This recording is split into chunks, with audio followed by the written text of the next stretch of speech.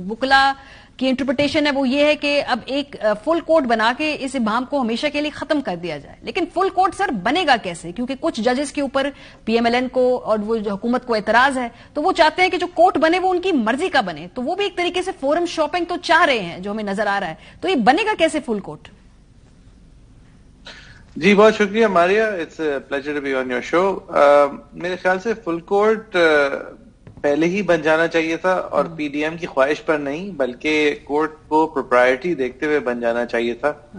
इसलिए कि इस कोर्ट के अंदर डिविजन्स जो है वो हमेशा एक्सप्लॉइट किए गए हैं। ये फैसला 3-2 ही है, लेकिन मैं ये समझता हूं कि अब चारों जजेस ने तवातुर से डिटेल रीजनिंग में अगर ये कह दिया है कि एंटी रूम के अंदर बात कुछ और हुई थी या इस तरफ इशारा किया है कि उनको कोई और अश्योरेंसेस दी गई थी, तो मैं समझता हूं कि there is more than meets the eye there। यानी कि मेरे ख्याल में वो सब लोग जो हैं वो अगर आप उन सब की राय को यूनाइटेड करके देखें तो वो सब ये कहना चाह रहे हैं कि हमारे साथ कोई मिसकमिटमेंट हुई, लेकिन वो कमिटमेंट थी या जो भी चीज थी, जब एक दफा रिकॉन्स्टिट्यूट करने के लिए चीफ जस्टिस साहब को बेंच वापस भेजी गई तो वो असर-ए-नौ बनी और फिर वो 5 मेंबर बेंच बनी और फिर उसने 3-2 ही डिसीजन दिया। लेकिन चीफ जस्टिस साहब ने ये जो इस मामले के अंदर जो मिडिल ग्राउंड ढूंढना था वो कोई बहुत मुश्किल नहीं था। इस वक्त तक कोई भी ऐसा जज नहीं है जिसने कोई भी इस बात से मुनाफी एक्सप्रेस की हो कि कॉन्स्टिट्यूशन के अंदर 90 दिन वाजे हैं इलेक्शन कराने के लिए।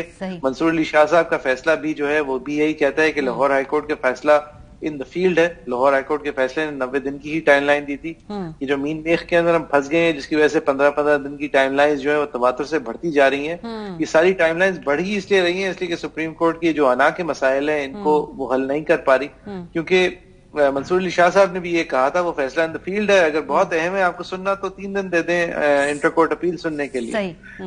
यानी कि ये this would not drag on. ये वे फॉरवर्ड में आपसे पूछूंगी कि भाई ये फुल कोर्ट या अब जो भी बेंच बनेगा उसकी कॉन्स्टिट्यूशन होगी क्या, क्योंकि कुछ लोगों के ऊपर एतराज पीएमएलएन बार बार उठाती रही, तो फिर वो कहेंगे जी कि ये लोग ना हो उस बेंच में, फिर पीटीआई कहेगी कि ये लोग ना हो उस बेंच में। वो जो आइडियल फुल कोर्ट या फुल वो जो बेंच बनना है वो तो क्या वो पॉसिबल भी है या ये एक ख्वाब है? देखिए फुल कोर्ट अब तो ऑब्वियसली नहीं बन सकता क्योंकि 3 जजेस ने अपनी एक राय जो है वो हुक्म के तहत सामने ले आए हैं और 2 जजेस जो हैं वो अपने आप से पीछे हट गए हैं। तो अगर इस मामले को एक दफा फिर से अपील में जाना है तो वो एक नए कानून के तहत जाना है। उस नए कानून के अंदर बहुत सारे कवायद ज़वाबित जो हैं वो मौजूद हैं। वो कहते हैं कि 3 मेंबर्स जो हैं वो फैसला करेंगे, अव्वल तो फैसला करेंगे कि इसकी अपीलेट बेंच क्या होगी। तो वो अपीलेट बेंच जो है वो उसके अंदर ये 3 जजेस नहीं होंगे और उस अपीलेट बेंच के अंदर कानूनी तौर पे इजाजुल हसन साहब और मुजाहिद नकवी साहब भी नहीं होने चाहिए क्योंकि उन्होंने दे एलिजिडली शोड देयर माइंड, और मंदुखेल साहब और अफरीदी साहब भी नहीं होने चाहिए, they also showed their mind. तो जो बाकी तमाम जज साहिबान है उनके ऊपर अब ये फर्ज होगा कि वो अव्वल तो इस कंट्रोवर्सी को हल करें ऑन द मेरिट्स और वो ये भी हल करें कि ये तमाम मामला जो हैं वो बहुत मतलब इंतहाई गैर जरूरी थे और सिर्फ इसलिए पैदा हुए इसलिए कि हमारे जज साहब जो हैं, चीफ जस्टिस साहब जो हैं, उन्होंने इंतजामी मामलात के अंदर जो अपना फर्ज था वो सही से नहीं निभाया, जिसकी वजह से जजेस के ईगोज जो हैं वो एक्चुअल और लेट्स नॉट फॉरगेट कि ये तनाज़ा बहुत पहले से चल रहा है, वो इस पूरे टाइम एंड स्पेस के अंदर जो है वो ज्यादा हाईलाइट हुआ है। ठीक है, ये जो आपने जो नए बेंच की बात की है कि वो किस तरह का हो सकता है, उसके खदो खाल क्या होंगे, उसका खाका क्या होगा, ये बड़ी इंटरेस्टिंग बात है क्योंकि ऑब्वियसली अगर ये बेंच बन भी गया तो उसमें क्या गारंटीज है कि कंट्रोवर्सी नहीं होगी, क्या गारंटी है कि इलेक्शन के मामले में कोई नई मंतक ढूंढ कर नहीं लाई जाएगी। भट्टी साहब, अब अगर ये नया फुल कोर्ट बनता भी है 90 दिन में इलेक्शन तो सर होते हुए दिखाई दे नहीं रहे, ना ही हुकूमत की मंशा है। आज मैं राना सनाउल्लाह साहब को सुन रही थी, उन्होंने कहा ये 14 को भी नहीं होंगे, कोई करा के दिखा दे, हम ये इलेक्शन हम देख लेंगे उसको। तो ये 8 अक्टूबर को भी पता नहीं होते हैं या नहीं होते। आज का जो एलामिया है वो बड़ा इंटरेस्टिंग था, उसमें कोई ऐसी इस हवाले से कोई हिंट आई नहीं जो नेशनल सिक्योरिटी काउंसिल का एलामिया था। लोग एक्सपेक्ट कर रहे थे कि वहां से शायद कुछ आज सब्सटैंशियल इलेक्शन से रिलेटेड आए, पर आया नहीं।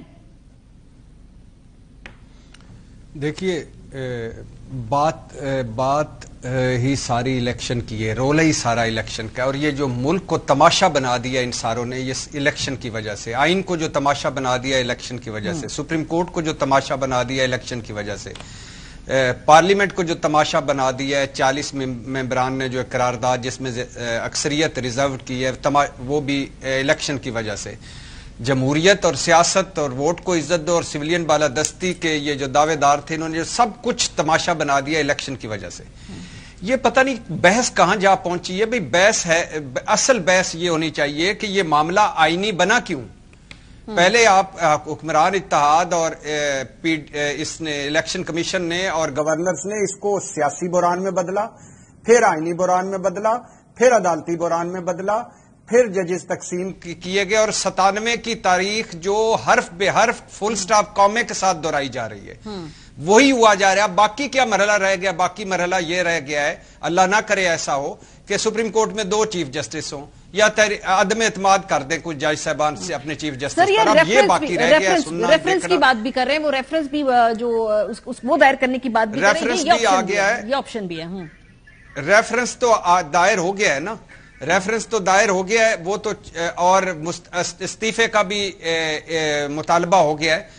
یہ کیوں بنا سیاسی بحران, یہ کیوں بنا آئینی بحران, یہ کیوں بنا عدالتی بحران؟ منافقت کی اعلیٰ مثال دیکھیے کہ ساری جماعتیں کہہ رہی ہیں الیکشن سے ہمیں کوئی پرابلم نہیں. ساری جماعتیں کہہ رہی ہیں ہم الیکشن سے نہیں بھاگ رہے. بھائی اگر آپ الیکشن سے نہیں بھاگ رہے تو پھر مسئلہ یہاں تک پہنچا کیوں؟ اور کسی عدالت نے, کسی جج صاحب نے یہ کہا ہے کہ 90 دن میں انتخابات نہیں ہونے چاہیے. اگر یہ نہیں ہونے چاہیے تو پھر یار کسی اختلافی نوٹ میں یہ لکھا ہے کہ 4 معزز جج صاحبان نے جو اختلافی نوٹ دیا, کیوں نہیں لکھا کہ بھائی 90 دن کے اندر انتخابات کروائے؟ ہمارے یہ ریزرویشن تھی. سر یہ لکھا ہے, میں نے پڑھا ہے آج کا بھی جو جسٹس من اللہ صاحب کا جو آج اختلافی نوٹ ہے اس میں انہوں نے کہا ہے کہ لاہور ہائی کورٹ کے فیصلے کے مطابق 90 دن میں الیکشن ہونے چاہیے. یہی تو پوائنٹ ہے کہ 90 دن کے الیکشن کے بارے میں کسی کی ڈس ایگریمنٹ نہیں. آج کے فیصلے میں لکھا ہے, ہم نے پڑھ کے سنایا ابھی. آج جو اختلافی نوٹ ہے, سوری, جسٹس اطہر من اللہ صاحب کے کا ہم بڑا مس کر رہے ہیں ان کا اسلام آباد ہائی کورٹ میں آزادی اظہار رائے کے حوالے سے ان کے کمال کے فیصلے ہیں. لیکن مجھے ان سے توقع تھی کہ وہ لکھتے کہ یہ 90 دن میں انتخابات اگر ہونے تھے تو یہ کیوں نہیں ہوئے, اس معاملے کو یہاں تک کیوں پہنچایا انہوں نے. مجھے توقع تھی کہ وہ لکھتے کہ جو عدلیہ کو تقسیم کیا جا رہا ہے, سپریم کورٹ پر حملے کیے جا رہے ہیں, وہ نہ کریں. مجھے توقع تھی کہ وہ لکھتے کہ میں وہ جج ہوں جس نے زیبا چودھری کے خلاف ایک نامناسب بیان پر عمران خان. چلے بٹی صاحب, اب یہ جو بھی اختلافی نوٹ ہے سر, یہ ان کا استحقاق ہے. کیوں نہیں توہین ججز کی کردار کشی ہو رہی ہے, اس پر کیوں توہین عدالت نہیں چل رہی؟ یہ ان کا استحقاق ہے. مجھے توقع تھی. چلے سر, ایز اے شہری آپ کا ضروری خواہش ہوگی, لیکن جو انہوں نے اپنے اختلافی نوٹ میں لکھنا ہے بالکل وہ سر وہ ان کا استحقاق ہے. اختلافی نوٹ یا فیصلے پر تو کمنٹ کر سکتے ہیں. بالکل وہ ان کا استحقاق. جی بالکل ٹھیک بات ہے. اچھا موہد صاحب, اب چونکہ یہ معاملہ اب آگے بڑھنا ہے, آپ نے کہا کہ جو کورٹ کا خاکہ ہوگا وہ ان تمام جج صاحبان پہ مشتمل ہونا چاہیے جنہیں کی اس کیس کے حوالے سے ہمیں پہلے رائے معلوم نہ ہو.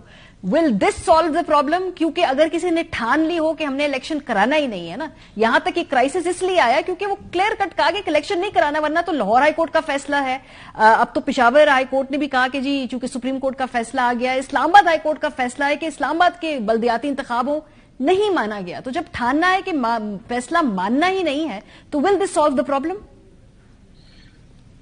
یہ جو آپ کے دوسرے کامنٹیٹر صاحب ہیں, انہوں نے جو جن فیصلوں کے بارے میں یہ بہت مہارت کے ساتھ کامنٹ کر رہے ہیں, انہوں نے وہ فیصلے پڑھے ہیں. میں ان سے پوچھ سکتا ہوں, منصور علی شاہ صاحب کا فیصلہ انہوں نے پڑھا ہے یا اطہر من اللہ صاحب کا فیصلہ انہوں نے پڑھا ہے؟ جی پڑھا ہے.